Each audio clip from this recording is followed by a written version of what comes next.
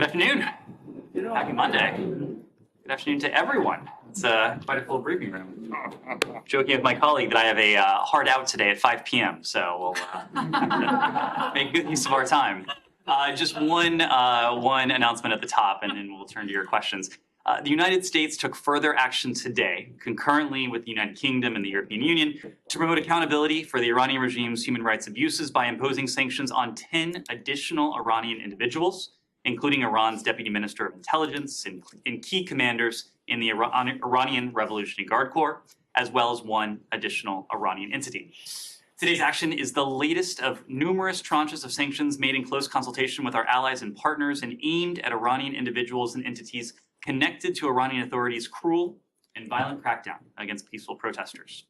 In addition, we applaud our allies and partners, including the United Kingdom, members of the European Union, Canada, Australia, and others, who also continue to sanction Iranian authorities and entities involved and complicit in human rights abuses and in Iran's supply of weapons to Russia for use in the Kremlin's brutal war against Ukraine. Today, we are united with our allies and partners in the need to confront Iran's leadership for its human rights abuses and destabilizing activities, which should alarm the entire world. With that, turn to your questions.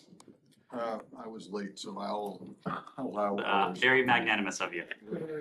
Sure. I have nothing if not. And nothing, I've always said that about you, Matt. I think people know circles. So can I start with Ethiopia? Sure. The withdrawal of Eritrean troops. There's the call over the weekend with Prime Minister Abiy. To what extent is this verified that this is a withdrawal? Do you expect it to be permanent? Expected as in, do you have knowledge that it's permanent? This was the subject of the call with the Prime Minister over the weekend. As you know, they had an opportunity to speak on January 21st. They spoke of numerous elements, but that included the ongoing withdrawal of Eritrean troops from northern Ethiopia. The Secretary welcomed this development, noting that it was a key to securing a sustainable peace in northern Ethiopia, and he urged access for international human rights monitors. The Secretary also affirmed the commitment of the United States to support the AU-led peace process in northern Ethiopia. They also discussed the need to bring an end to ongoing instability in the Oromia region of Ethiopia.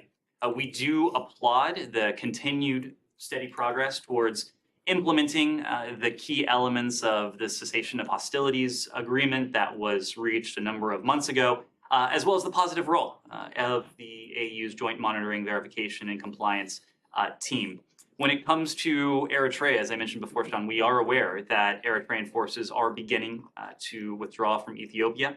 We reiterate the call that you've heard consistently from us, including the call that was included in the communique that emanated from the talks in South Africa for the withdrawal of all foreign forces. We reiterate the call for the complete withdrawal in line with that November 12th Nairobi agreement as well. The departure of Eritrean and other forces is crucial, as I said before, to achieving lasting peace, securing full humanitarian access, and ensuring the territorial integrity of Ethiopia, even as we continue to see positive signs, including the ongoing withdrawal of Eritrean forces. We are concerned by reports that Eritrean forces have committed human rights abuses against civilians, and we continue to impede the delivery of much-needed humanitarian assistance. We call on the governments of Ethiopia and Eritrea to investigate these reports and to hold those responsible to account. We also call on the government of Ethiopia to fulfill its commitment to grant full access to international human rights monitors. Sure. Just follow up a couple of those things. The abuses that you're talking about in the past, not currently. That's correct. That's correct. That's correct. Two things. As far as you know, has there been any contact with the Eritreans? Obviously, the U.S. has a difficult relationship there, and of course, there were sanctions that were imposed on Eritrea in the course of the war. Will those, not today, I'm sure, but will those be lifted in some sense for this? In terms of our any dialogue with Eritrea, we of course do have an embassy in Asmara. It is a relationship that is, to put it lightly, strained. Of course, we have the means by which to convey messages to counterparts in Asmara. Sometimes delivering those messages publicly is the most effective means by which to do that, but we do have an embassy there. When it comes to the sanctions that are on Eritrean officials, you're right that there are a number of accountability mechanisms that some of which were devised and announced in the course of this civil war in Ethiopia that we hope is finally coming to an end. One of those was the executive order that this administration devised and President Biden announced some number of months ago. Eritrean forces have been subject to its provisions because of their activity during the course of this conflict. If this continues, if we continue to see positive momentum, we of course will take that into account. We will take into account everything we see, the good, the bad, as we evaluate the next steps and determine whether any additional accountability measures are warranted or, to the contrary, if certain sanctions that are in place no longer have a basis in that executive order. Yeah, Mark. Ned, can you talk a little bit about this whole saga around the tanks in Europe? And there seems to be a lot of back and forth and even like almost a dispute about, Germany doesn't want to send the tanks independently. You guys are saying it's their sovereign decision, but they seem to want the shield of allies. So what can the administration do to support that process? And the administration has made the effort to keep NATO unified, and this seems to be a bit of an emerging clash. How does the Biden administration feel about this in Europe? First, let me take the second part of your question first. At virtually every step of Russia's war against Ukraine, we've heard these prognostications or predictions that the transatlantic unity that we've marshaled and maintained is fraying at the seams, it's coming apart. In fact, we heard that even before the start of Russia's invasion of Ukraine on February 24th. At every step of the way, those predictions have proved to be premature and just flat out wrong. Let me just give you one example. Look at what came out of the latest convening of the Defense Contact Group that Secretary of Defense Austin and Chairman Milley attended last week. And you saw new announcements from any number of allies and partners that speak to the tremendous amount of not only unity, but determination from countries around the world to continue to stick with it. France and Germany and the UK, they've all donated air defense systems to Ukraine. That includes from Germany a Patriot battery. The Netherlands is donating Patriot missiles and launchers and training. Canada has procured an ASAM system and associated munitions for Ukraine. The UK, of course, announced the provision of Challenger 2 tanks for Ukraine. Sweden announced it's donating CV-90 infantry fighting vehicles, an additional donation soon of Archer howitzers. Denmark, Latvia, other countries all announced new provision of support to Ukraine in the context of the Defense Contact Group, and that was just last week. Oh, and I would be remiss if I didn't mention that we also announced $2.5 billion of our own security assistance. Yes. All of that lacks tanks, and that's the urgent request from the Ukrainians. So, like, great cooperation and agreement on all of those, but they say this is the most urgent one. So, you guys seem to have lacked. Tanks. We have taken steps over the course of many months, including over the summer, to see to it that partners are in a position to provide tanks to Ukraine. Ukraine has tanks. I don't want to leave you with the misimpression that Ukraine doesn't have tanks. Ukraine has hundreds of tanks. So point A, when it comes to Are you saying their request is irrational? When it comes to any particular capability, you've heard us say this before, and you actually summed it up. This is a sovereign decision on the part of each country to decide what types of security assistance to provide, what they're in a position to provide. We applaud all of our allies and partners for what they have done so far, and I just recounted some of that we've heard over the past 72 hours or so. We've previously, when it comes to Germany, applauded its announcements that they'll send Ukraine infantry fighting vehicles, MLRS systems, air defense capabilities, including the IRST air defense system, and, as I mentioned before, a Patriot missile battery. We also applaud the decision by the UK, as I mentioned before, to send these Challenger tanks to Ukraine.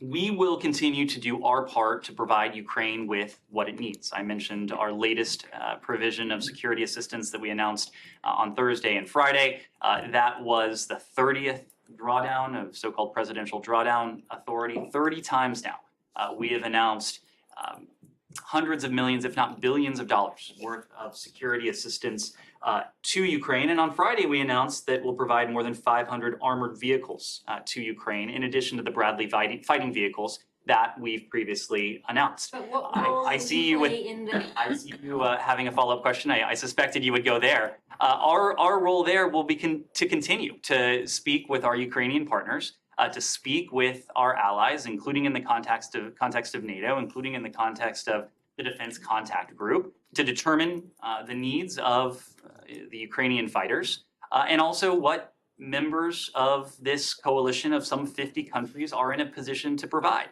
We're not going to be prescriptive. The only thing that we're continuing to prescribe is that President Putin's aggression will continue to be a strategic failure.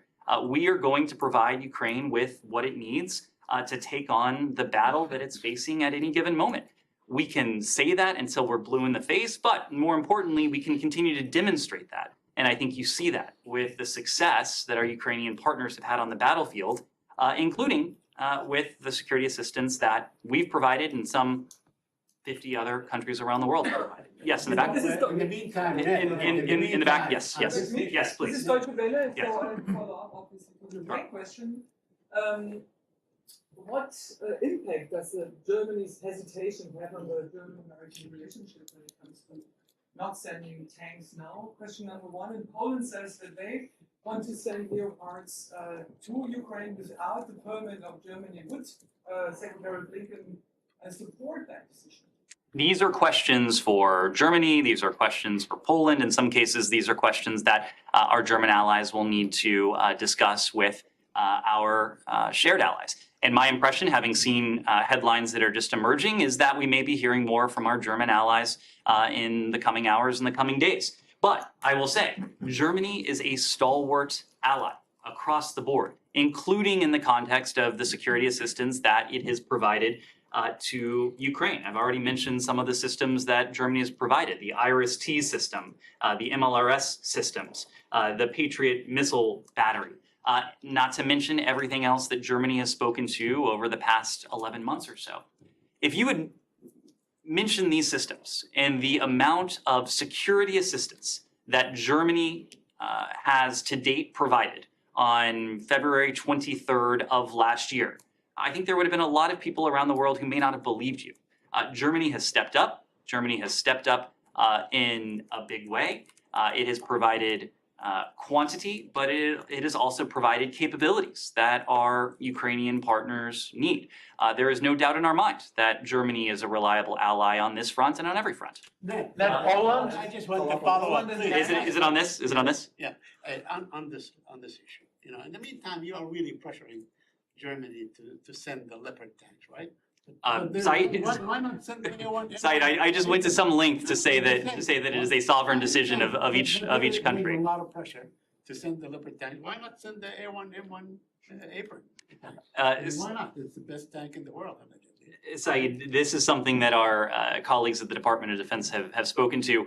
I don't want to compare apples and oranges, and I think the comparison of these two systems as apples and oranges may understate the differences that we're talking about here. Let me just say that we are in direct, regular communication with our Ukrainian partners. We'll continue to provide them with what they need to defend themselves, given the nature of the battle that they are confronting at any given moment. Now, the other point I should make, and I made this to Humaira, is that we've already helped our Ukrainian partners to obtain tanks. We have worked with them to obtain former Soviet-made and Russian-made tanks that they're already trained on. They know how to use. They can put to use right away. They can repair them. They can keep them operational. And most importantly, they can be effective with them. We also announced, as I said before, on Friday, an assistance package that included 500 additional armed vehicles, in addition to the Bradley fighting vehicles that we announced for the first time a couple weeks ago. Follow up, Poland. Just a quick follow up. I I understand. Although, you know, we have not really seen any great tank battles in this war. we have seen that these tanks are being used as artillery. I mean, what, maybe you could supplement that, send them some fancy artillery or something.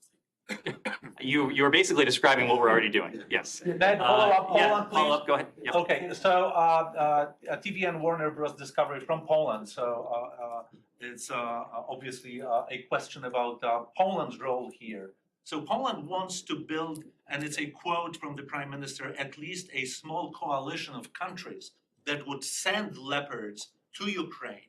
Would you diplomatically help build such a coalition so that Poland and other countries in the region could send those Leopards to Ukraine?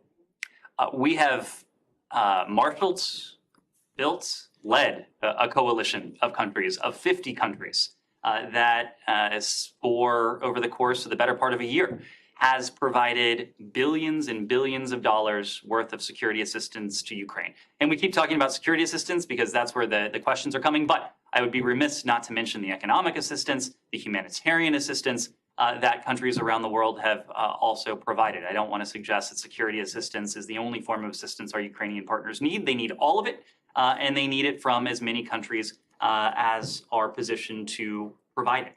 So to answer your question, there is an extant coalition. The United States has helped to put this together, helped to lead it. We'll continue to do that. How about Leopard coalition? To provide tanks. Let me just make a quick point. We don't have Leopard tanks, as I think you know. This is a question for countries in Europe that do have them. Okay,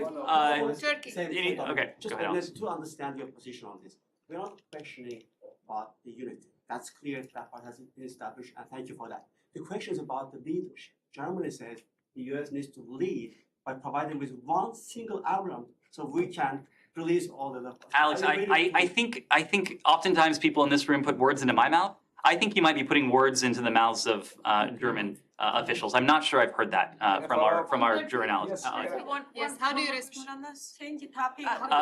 Are you asking a question on this? No, not. Okay, well let's try and move on in a minute. But anything else on this, Kylie? Polish Prime, or maybe yesterday, but today or yesterday, the Polish Prime Minister made a remark saying that they're going to try and put together a coalition of European countries that would like to send these Leopard tanks, and essentially made the argument that they might do it without getting the approval of Germany. Would the US support those countries in doing that if Germany doesn't give them the green light? This is not a question for us. This is a question for our German allies. This is a question for our allies that have these systems. Could it be harmful to the NATO coalition if they did that? Again, an indispensable element of the effectiveness that our Ukrainian partners have had has been the unity, the consensus, the unanimity that we've seen within this broad coalition, whether it's within NATO, whether it's within this grouping of some 50-odd countries that are providing security assistance to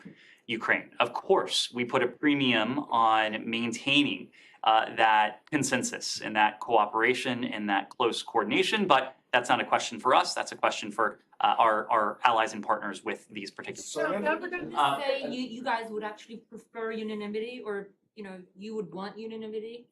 Of course, it has been indispensable to the success. And I'm not speaking to the provision of a system. I'm speaking. And it would be indispensable on this occasion as well? I am speaking in terms of the indispensability of the consensus, the coordination, the consultation that we have achieved and maintained with partners around the world in support of Ukraine. That's my point.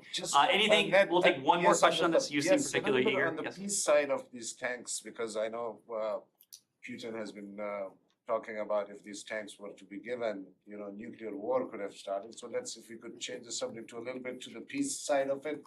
Is it true that Ukraine has asked China to help out in this issue and maybe bring about some peaceful resolve to this whole thing, or no?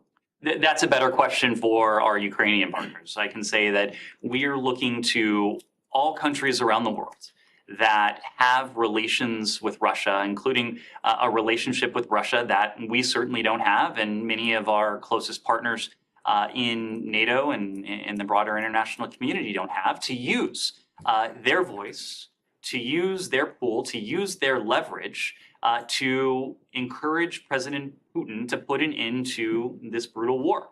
China is a country that, perhaps more so than any other country, has leverage with Russia, political leverage, economic leverage, that we would like to see the PRC use to bring about an end to needless bloodshed, an end to civilian harm, suffering, destruction, and, by the way, to hold up the very principles that the PRC, over the course of many decades now, has at least maintained that they hold dear.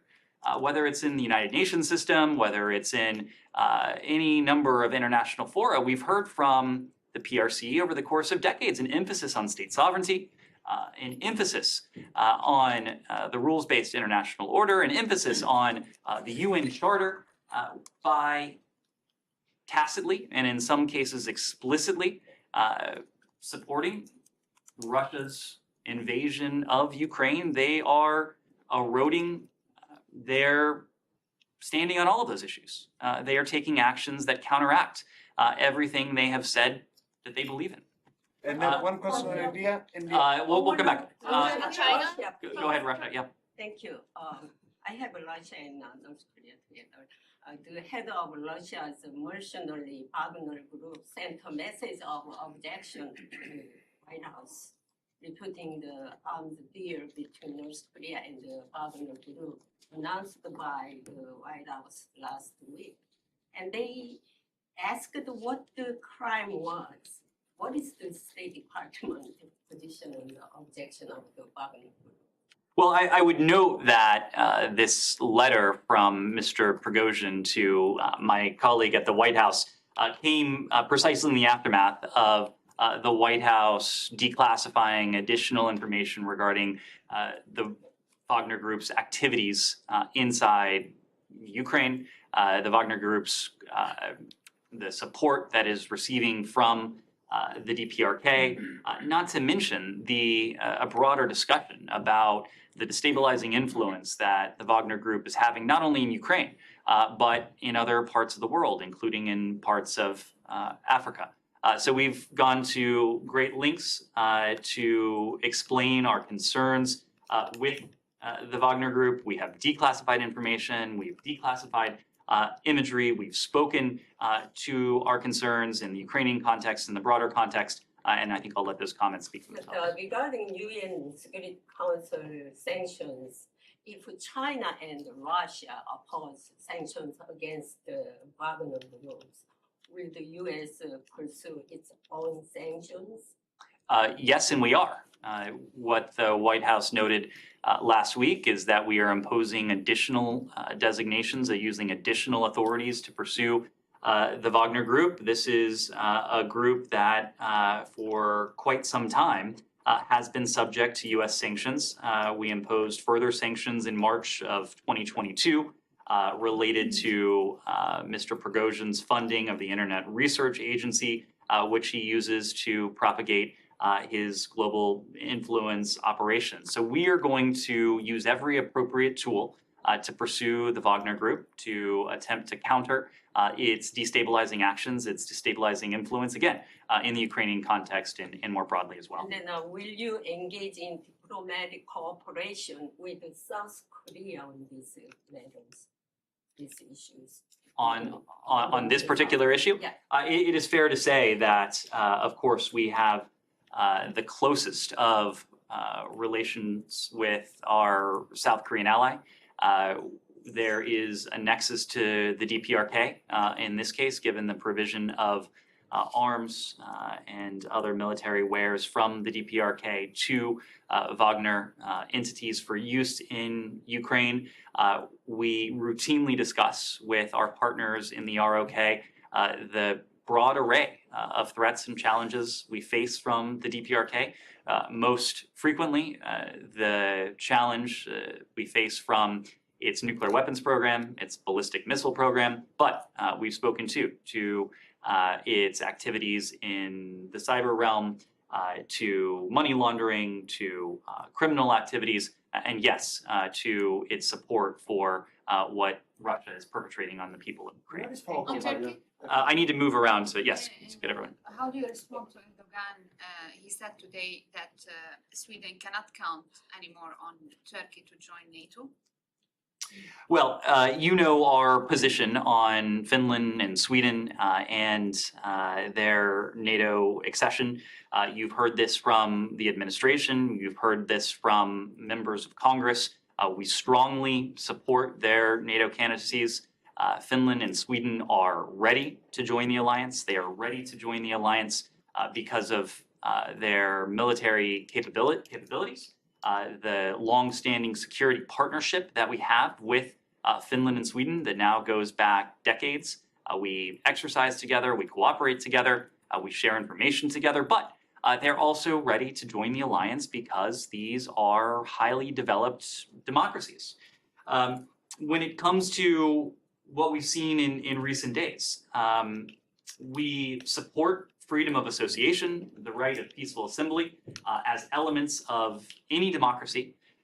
But just as the Swedish Prime Minister said, burning books that are holy to many is a deeply disrespectful act.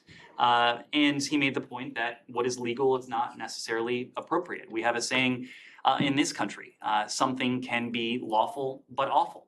I think in this case, what we've seen in the context of Sweden falls into that category. We are also cognizant of the fact that those who may be behind what has taken place in Sweden may be engaging in an intentional effort to try to weaken unity across the Atlantic and within and among our European allies and partners. We feel that Finland and Sweden are ready to be NATO allies. We've voiced that consistently, but ultimately this is a decision and a consensus that Finland and Sweden are going to have to reach with Turkey. On Russia, sorry. Let's stay on the same subject and come back. Sure. So the United States, we all know that it applies extremism in all its forms around the world, and that might be true, but from so many Muslim countries and international organizations alike, even the United Nations, come out condemning this extremist behavior. So does the United States condemn this behavior because it is going to send a pretty clear signal to the whole world why there's Muslim role? So no condemnation from the United States is kind of a clear-cut message that the reaction might be a bit softer than expected. So a couple of things. As I said before, we support freedom of association and the right of peaceful assembly as elements in any democracy. And one of the reasons Finland and Sweden are ready to join NATO is because they are advanced democracies. We've had our own challenges along these lines in this country. There was a famous incident not so long ago in this country that would fall in the under the same terms, something that may be legal, but that is profoundly disrespectful, that is profoundly, we might think, inappropriate, profoundly incendiary, something that is lawful, but in this case, awful. It is up to Sweden, it is up to Finland to interpret and to enforce their own laws, just as it is up to us in this country to interpret and enforce our own laws when we're confronted with something that a provocateur might wish to take on. So in that scenario then, what keeps the United States from condemning this act? Because I'm not trying to extract some kind of a statement from you, but what's the thought process at the State Department to condemn this or not? Because even the United Nations have come out and condemned it. Well, again, no one here is defending what happened. And in fact, you've heard the very same thing from senior Swedish authorities. We are cognizant, though, that within democracies, there's freedom of association, there's freedom of expression within that freedom that gives people the right to undertake actions that may be disrespectful, they may be repugnant, that may be disgusting. I think all of those descriptors apply to what we've seen here. It's what we've heard from our Swedish partners as well. Just to follow up on that, what is the US assessment on Erdogan's specific comments though? Like, do you think, is the US assessment that he's closing the door or he's just very angry with what happened over the weekend and this is a temporary thing? I wouldn't want to interpret President Erdogan's comments from here. It's not interpretation. What do you guys understand? Well, you're asking What is me, your take? you are asking me to interpret his comments. Well, Washington would have an assessment on this. Our is he assessment, closing the door our on this assessment is completely, that or- Finland and Sweden are ready to join the alliance. We've made that very clear in public. We've made that very clear in private. Our Congress has made that very clear as well. Subject. Yes, Nike. Yeah, do you have anything for the Asian community regarding the tragic Monterey Park shootings over the weekend?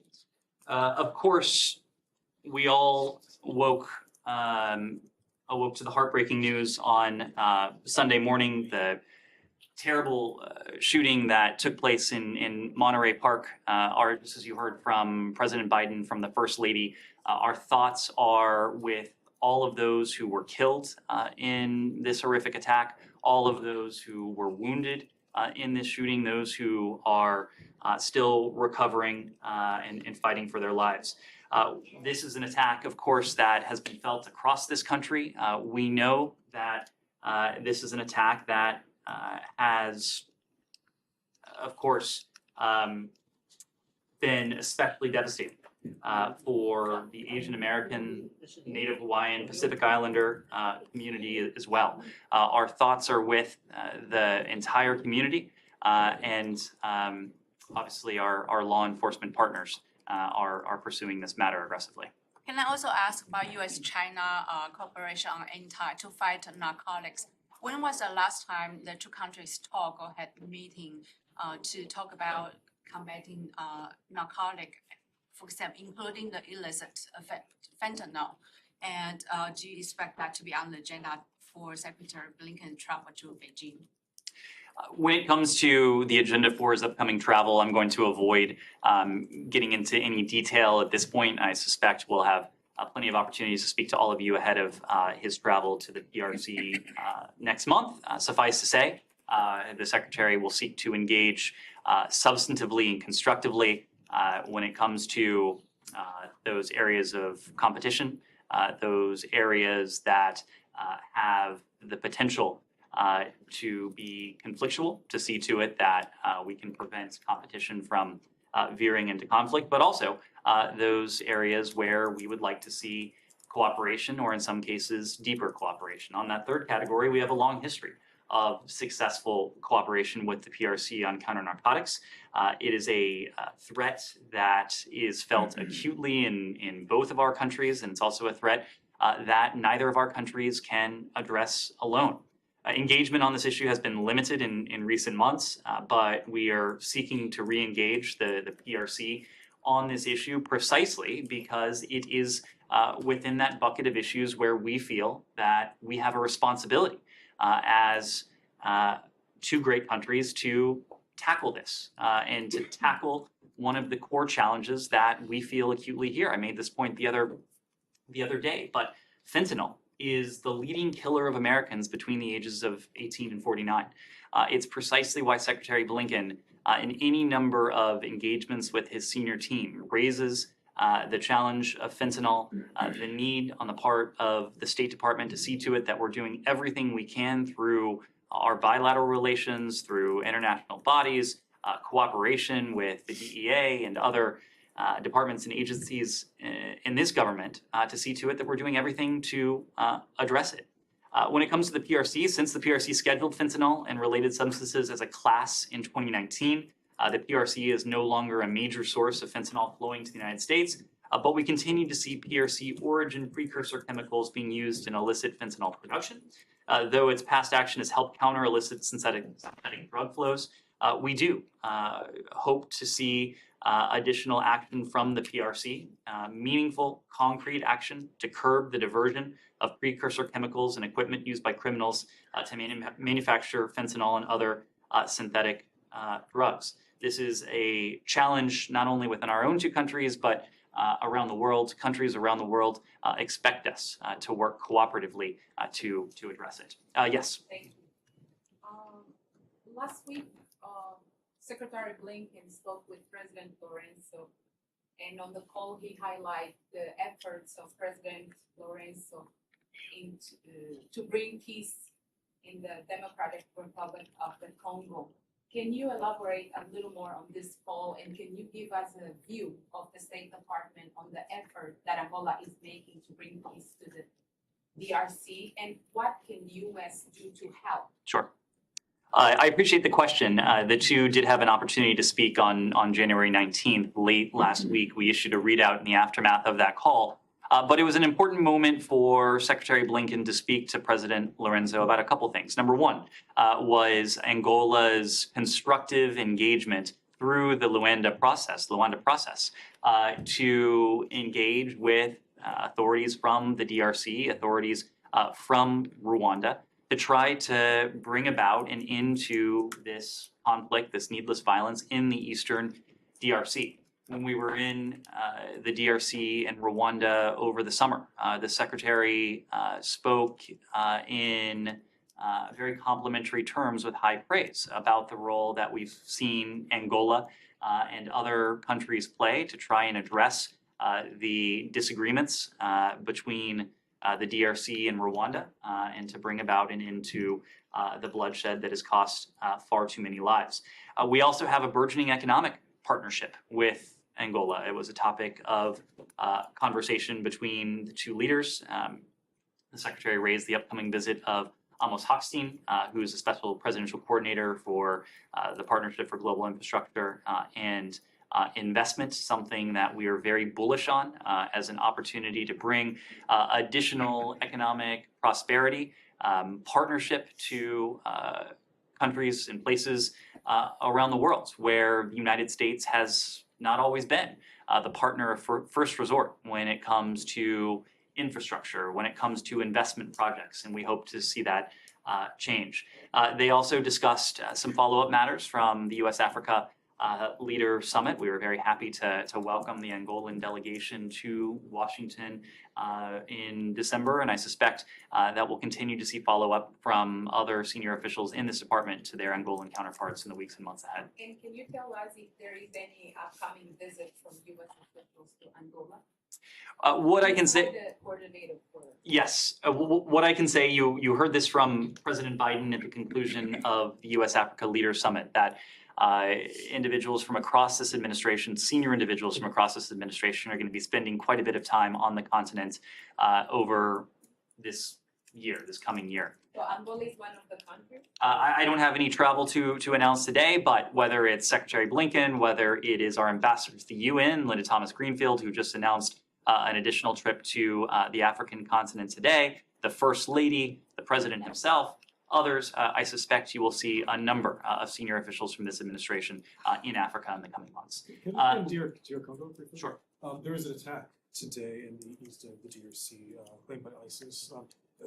Just briefly, do you have any reaction to that? How much of a concern is there that there could be more ISIS violence? We've unfortunately seen ISIS claim a number of attacks in the DRC. Last week, ISIS claimed responsibility for the bombing of a Protestant church in the eastern Congolese town of Kashindi. Killed more than a dozen people. It injured dozens more, some 60 people. We have consistently condemned ISIS DRC for the cowardly attacks, bombings that they've carried out against the civilian population in this part of the DRC. The fact that they would attack a church makes what they have done especially dastardly and contemptible. Our thoughts are with the victims, with their loved ones, those responsible for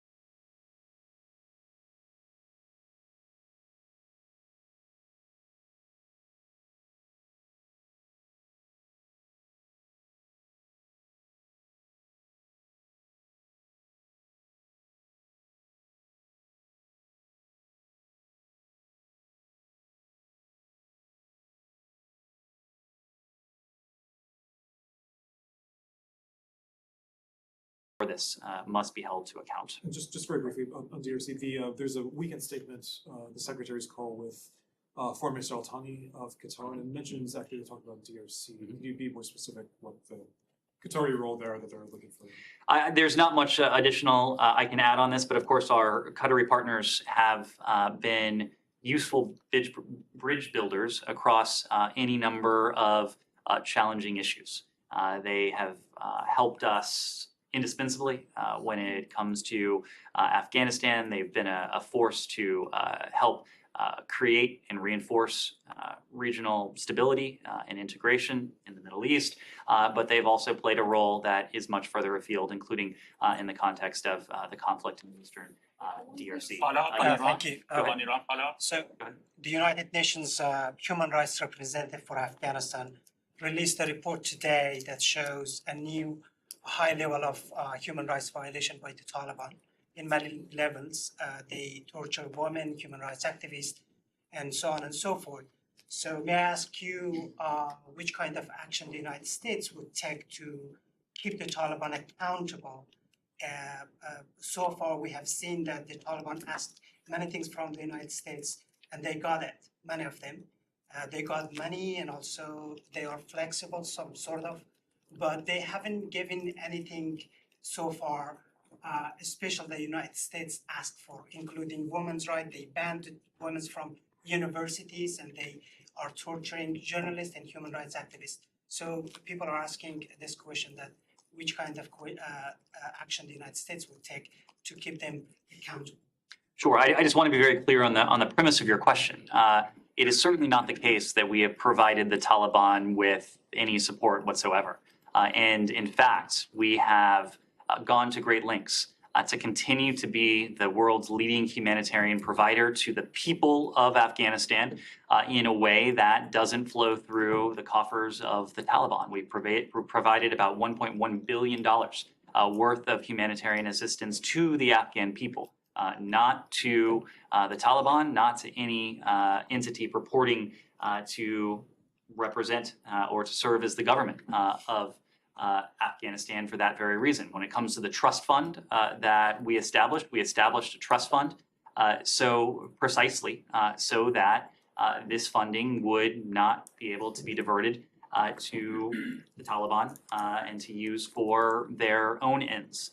The trust fund, the $3.5 billion in the so-called Afghan fund that we established, is for broader macroeconomic stability, again, for the people of Afghanistan, but certainly not to support the Taliban in any way. Much to the contrary, we've been reviewing our approach and engagement with the Taliban in the context of many of the human rights violations, the draconian edicts, the repugnant actions that we've seen from the Taliban in recent weeks and in recent months. I'm just not in a position to detail where we are in that process, but I can tell you we are actively evaluating with allies and partners the appropriate next steps. We've been clear that there will be costs for the Taliban for these actions. Absolutely everything remains on the table, and we're looking at a range of options that will allow us to maintain our position as principal position as the single largest donor of humanitarian assistance in Afghanistan. Again, that's funding that goes directly to the Afghan people, while also doing everything we can to prevent the humanitarian situation from deteriorating even further. These responses take some time. They involve significant coordination with our allies, with international partners, and Afghan women themselves.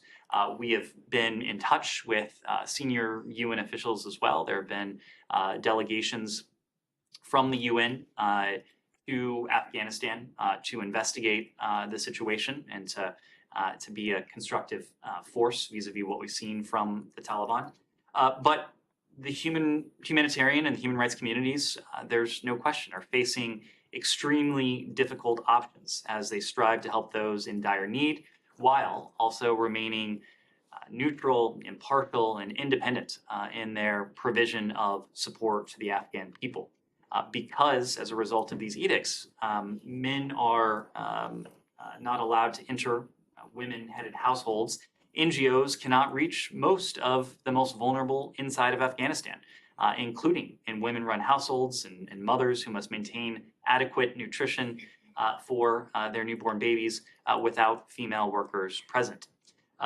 As of earlier this month, about 83% of organizations operating in Afghanistan had suspended or reduced their operations because they came to the conclusion that they could not do their work under these new edicts. This is unacceptable to us, but more importantly to the international community, because it imperils some 28 million Afghans who need this humanitarian assistance to survive, and especially women and children, those who are especially vulnerable. So we're firmly committed to helping alleviate the suffering of the Afghan people.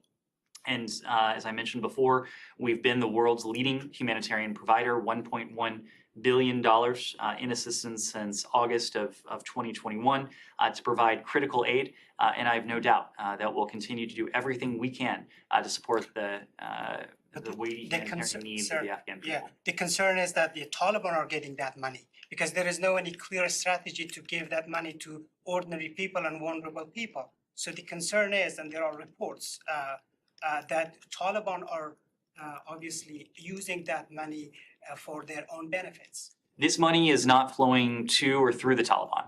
It is being administered by NGO partners on the ground, or I should say it has been administered by NGO partners on the ground. And I say has because of the challenge we're facing now. These draconian edicts on the part of the Taliban, including an edict propagated on Christmas Eve of last year, that NGOs couldn't work with women, had to work with men. Of course, that is an unsustainable obligation, restriction on the part of many international NGOs. And we've seen many international NGOs come to the conclusion that they're just not in a position to continue providing this aid to the Afghan people. We're going to do what we can to see to it that these edicts are reversed using the leverage that we have to seek to accomplish that. But also to do everything we can to continue to provide humanitarian assistance to the Afghan people in the context of these restrictions and edicts. Yes. Thank you so much, Jahan Zaib Ali from ARY News Pakistan. This is about press freedom again. Our director news of ARY News, Ahmad Yusuf, is facing criminal charges for just doing his job. He's also being dragged for a extradition case, which can get him a death sentence. We talked about this press freedom many times. Your thoughts on that, please? We have discussed it many times, and each time you've heard of the emphasis we place on press freedom around the world. Free press and informed citizenry are key for any nation and its democratic identity, its democratic future, the democratic aspirations of its own people. We routinely raise our concerns about press freedom to governments, to stakeholders, all around the world. When it comes to this particular case, we need to refer you to the government of Pakistan. Sir, Pakistani Prime Minister Shehbaz Sharif has called for the peace talks with India. He says that he's ready to talk about all the burning issues, including Kashmir. But India rejected that offer. Say this is not like the right time to talk about these issues. What are your comments on that? Because you always talk about the peace and stability in the region. You're right, we've long called for regional stability in South Asia. That's certainly what we want to see. We want to see it advanced. When it comes to our partnerships with India and Pakistan, these are relationships that stand on their own. We do not see these relationships as zero sum. They stand on their own. We have long called for regional stability in South Asia, but the pace, the scope, the character of any dialogue between India and Pakistan is a matter for those two countries, India and Pakistan. Yes. With respect to this Quran burning incident in Sweden, Ned, you used so many words, so many terrible words like repugnant, disrespectful, disgusting, but for condemning it. What take you from saying that you condemn this act of hate? And even Russians came out to condemn it. I'm certainly not refraining from condemning this particular action. As I said before, It's repugnant. It is something that is vile. Of course, countries around the world have, and what we also seek to uphold, are the very democratic principles that we're talking about here.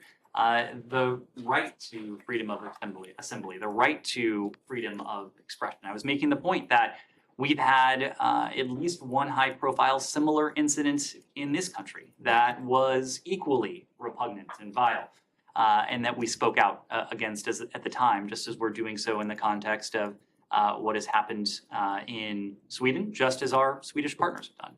Yes, but at the end of the day, currently the Turkish public and of course the entire Muslim world is outraged by this act done under the protection of police, Swedish police, and then it has a political pressure on the Turkish leadership with respect to the Swedish bid for NATO. So, do you think that just calling it, yes, some repugnant, disrespectful, a disgusting action happened under the auspices of freedom of speech would help in any way to resolve the current deadlock between Turkey and Sweden with respect to Swedish membership to NATO? Our Swedish partners have spoken to this. They have spoken out forcefully against it.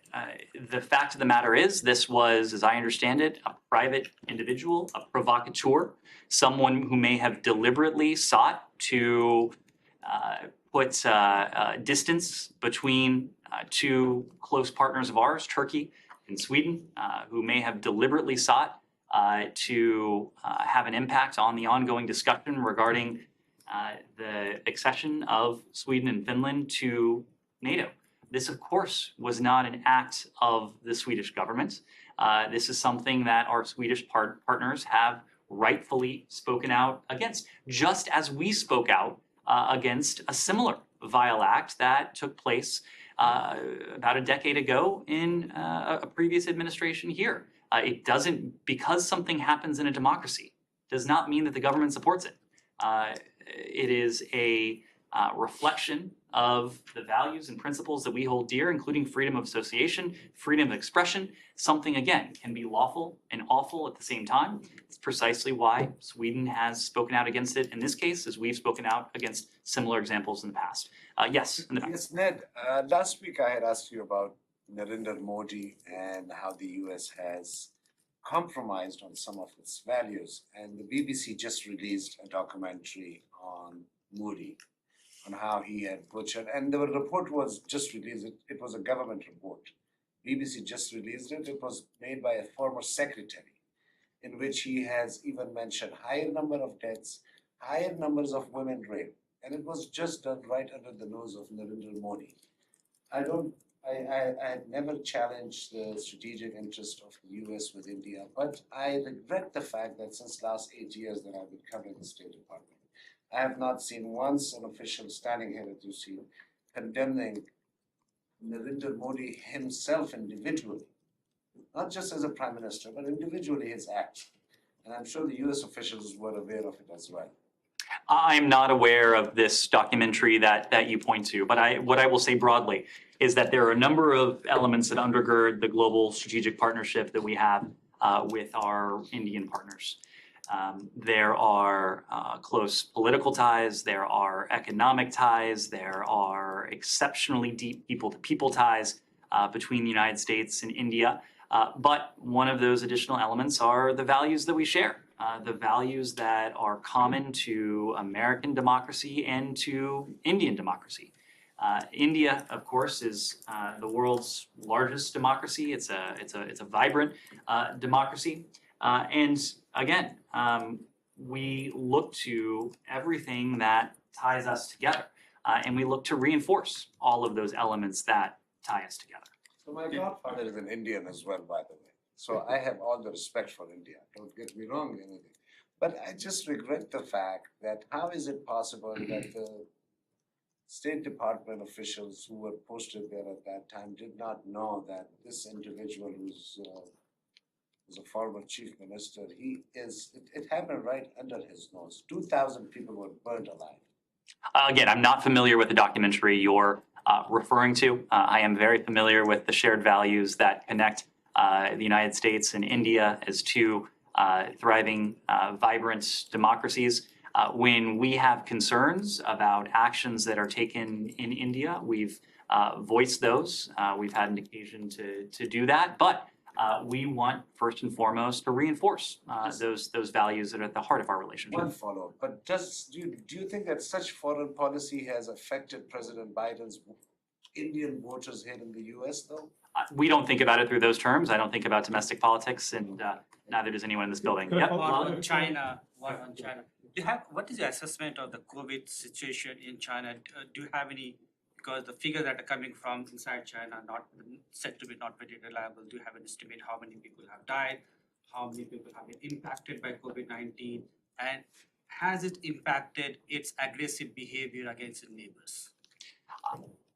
One, I wouldn't want to even speak to the toll of COVID inside the PRC. That's a better question for the WHO, for global health authorities, including those like the WHO who have had an opportunity to sit down with PRC authorities to look at the data.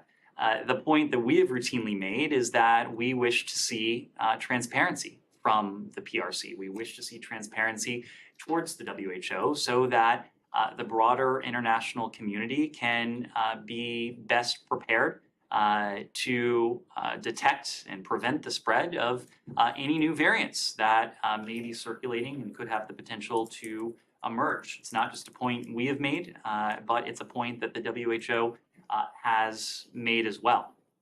Has China asked for any help and assistance from the US in terms of any supplies, medical supplies, or vaccinations? The United States is the world's leading provider of vaccines to countries around the world. 600 plus million vaccines without any political strings attached that we've provided over the course of nearly the past 2 years. We've been very public about the fact that we're willing to provide vaccines to any country that would seek it, that's in need of them. That includes the PRC. The PRC has publicly said that they appreciate the offer of vaccines, but they're not in need of them at the moment. I have one more question on Pakistan. There's a massive national grid collapse inside Pakistan. The federal minister has said that even the emergency services are being shut down, like hospitals. I know US has played a big role in Pakistan's power, electricity generation. Is US sending someone over there to look into it for a long-term solution to the collapse of the power? Of course, have seen what has transpired in Pakistan. Our thoughts are with all those who've been affected by the outages. The United States, of course, as you mentioned, has assisted our Pakistani partners across any number of challenges. We're prepared to do so in this case if there is something that we're able to provide, but I'm not aware of any particular request. Do you have any update on the vaccines for Equatorial? Let me move around to others who haven't gotten a question. Very quickly on Palestine issue. Human Rights Watch issued a report today saying that the new Israeli measures regarding the entry of foreigners into the West Bank threaten to exacerbate the separation of Palestinians from global civil society. Do you have any comment on that? Because they're not allowed, they can go into Israel, but apparently they're not allowed to go into West Bank towns and villages. Said, I haven't seen that particular report. If we do have a comment, we can get back to you. One other question, regarding Israel. Today, the United States and Israel launched one of the biggest exercises ever heard. It's called Juniper Oak, and it combines all forces together. Does that mean that the tension with Iran is still off the table? No, it means that our security commitment to Israel's ironclad and exercises, including military exercises with our Israeli partners, are something that we've done routinely in the past. I would need to refer you to DoD to speak to this, but it is a reflection of the vibrant security cooperation and commitment we have to our Israeli partners. Yeah, but they made no secret of the fact that it actually resembles, perhaps an attack on Iran or anything like this. again, Saeed, we work day in, day out with our Israeli partners to be prepared to confront any number of challenges. But what you're referring to is a reflection of that ironclad security commitment that just we've one more in Israel. long had. Okay. Just quickly, do you have anything to say about there have been ongoing protests in Israel about what's viewed as stacking or diluting the power of the Supreme Court? Does the U.S. have anything to say about that and whether this shows respect for judicial independence in the way that the United States would see as consistent with democracy? Well, as a matter, in terms of our approach, we support policies that advance Israel's security and regional integration, support a two-state solution, and lead to equal measures of security, prosperity, and freedom for Israelis and Palestinians. We strongly support freedom of assembly. This includes peaceful protest, countries around the world. Of course, that includes inside of Israel as well. We look forward to working with Israel to advance the interests and values that have been at the heart of our relationship for decades, and that includes the equal administration of justice to all of those who live in Israel. Let me move to people who haven't, yes, in the back. On China and human rights, like we have American families like who have family members that detained in China. Is that like they're calling for negotiations or even prisoner exchange? Is that something the U.S. would consider with the PRC? We have no higher priority than the safety and security of Americans overseas. Of course, you've heard the priority we attach to individuals who are wrongfully detained, who are subject to coercive exit bans. In any country where this is the case, we raise that with local authorities. We raise it when we travel to such countries. We routinely raise it when we have discussions with authorities from those countries as well. That is the case with, in the context of the PRC. It's been a discussion with our PRC and with our PRC counterparts in the past. I suspect it will be, and I know it will be, a topic of discussion in the future as well. Yes. Thank you. Today's sanctions against the Islamic Republic, along with the UK sanctions and EU sanctions, showed a very remarkable unity. But on the same day, today, we have a comment from Joseph Borrell about listing IRGC as a terrorist group. So he said that this cannot be decided without a court decision first, and then EU is going to proceed with that. And then he said something interesting. He said, you cannot say, I consider you a terrorist because I don't like you. This is what he said, quote unquote. And also, the Islamic Republic Foreign Minister said that he has assurance from Borrell that IRGC is not going to list it as a terror organization. Do you have any comment on this development? We've heard a number of statements from the Iranian foreign minister that are dubious, if not outright lies. So I would just keep that broader context in mind when you point to statements from the Iranian foreign minister. When it comes to our European allies, we welcome Europe's strong and principled approach to the IRGC. As you know, the IRGC remains designated by the United States as a foreign terrorist organization and especially designated global terrorist. We've also sanctioned many IRGC leaders individually for their involvement in terrorism and human rights abuses. You mentioned the latest tranche of human rights sanctions that we announced in conjunction with many of our closest partners earlier today. We applaud the EU's recent designations of IRGC officials and entities for their involvement in providing drones to Russia, which are being used to fuel Russia's unconscionable attacks on Ukraine's critical infrastructure. Our European allies recognize the threat, the challenges posed by the IRGC and Iran more broadly.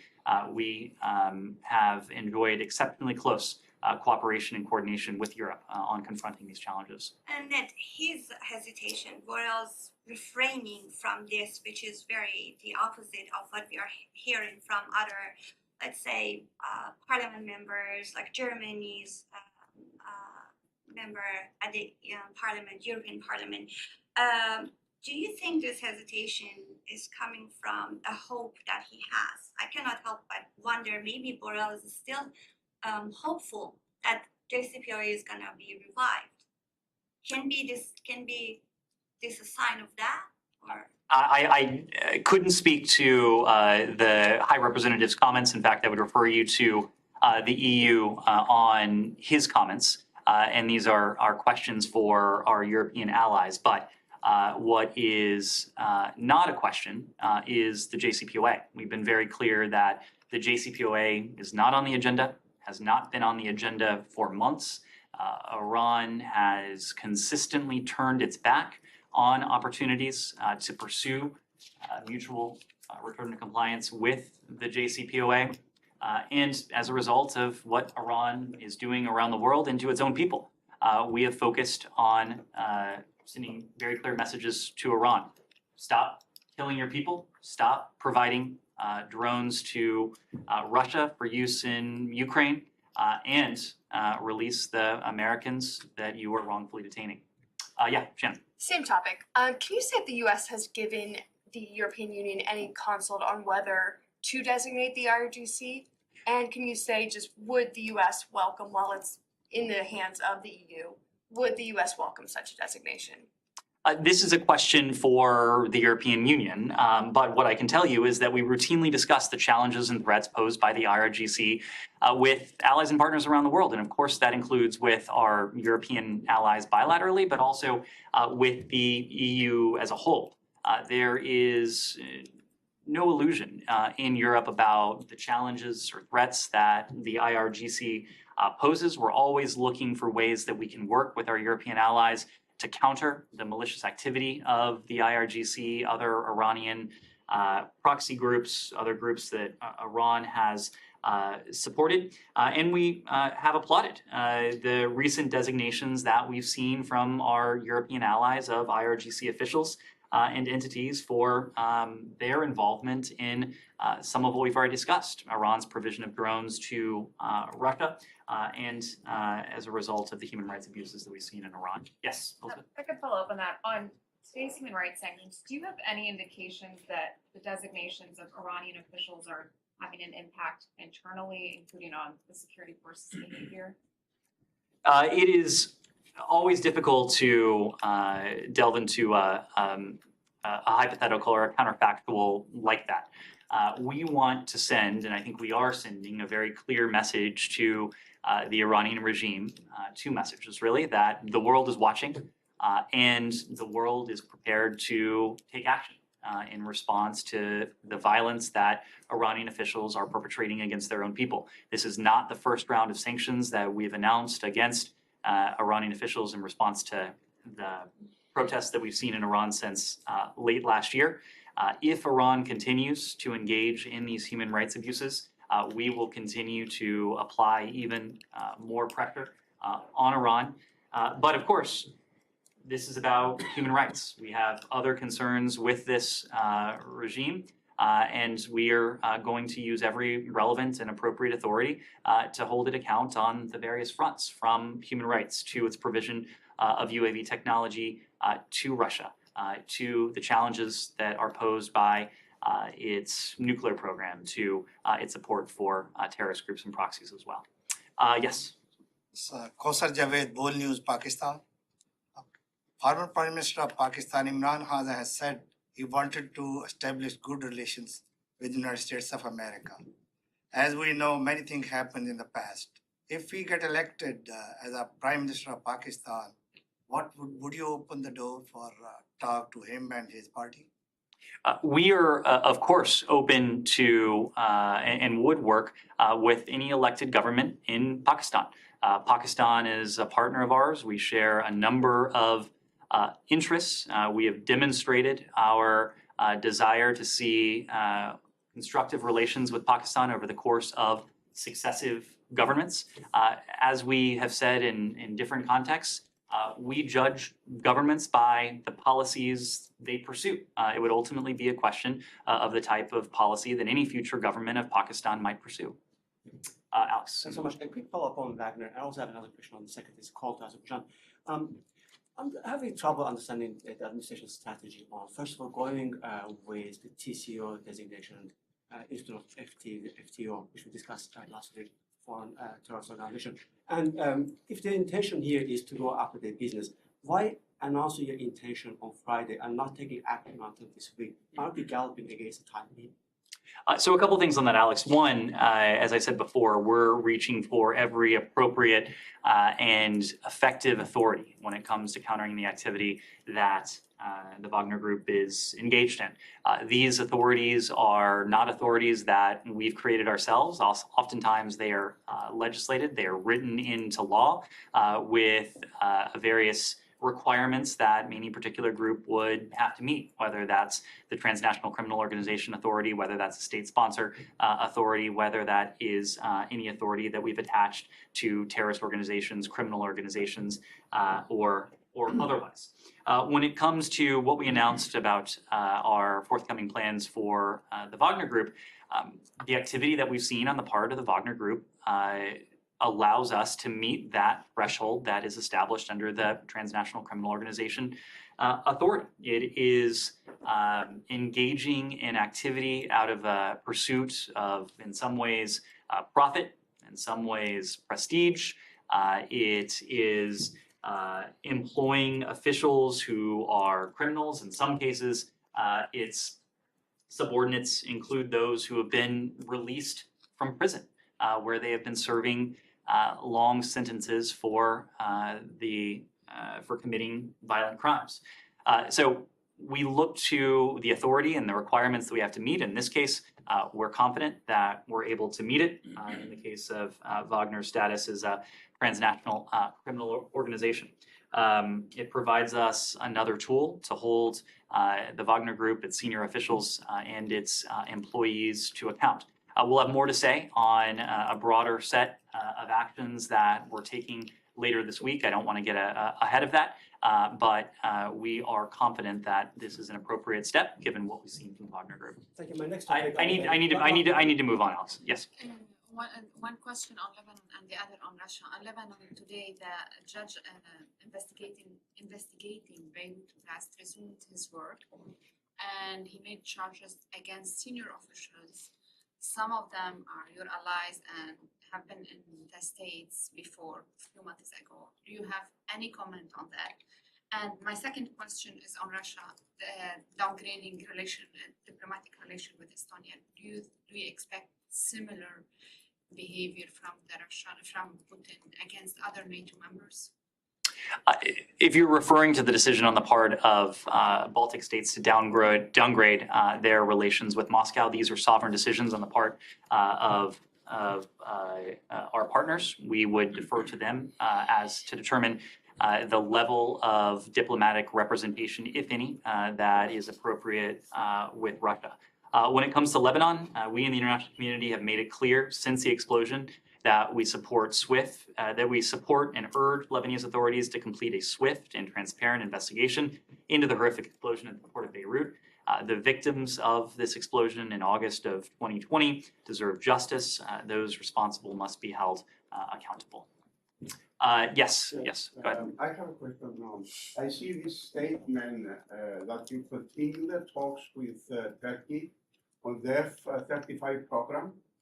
And I'm wondering if something changed, because the last we knew was that Turkey is under Katz's actions for buying the Russian system S-400.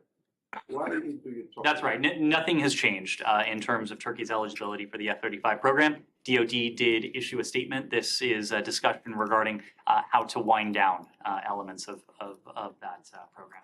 All right. So thank you all very much. Appreciate it.